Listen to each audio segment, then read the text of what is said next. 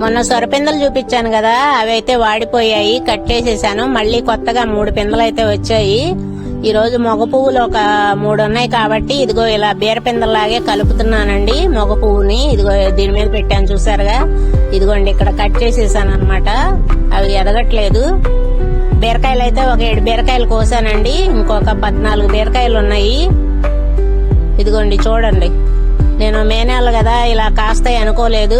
ఎప్పుడు నేను ఎండాకాలం కొత్త మొక్కలు అయితే పెట్టలేదు. ఛానల్ చూస్తున్న వారు లైక్ చేయండి, షేర్ చేయండి. కొత్తగా ఛానల్ ఎవరన్నా చూస్తే ప్లీజ్ సబ్స్క్రైబ్.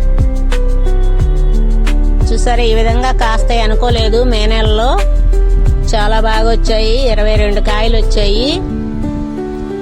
ఒక 7 కాయలు ఇందాక కోసేసాను కదా, ఇగోండి ఇవి నిన్న కోసాను. ఈ రోజైతే బీరకాయలు కోసాను.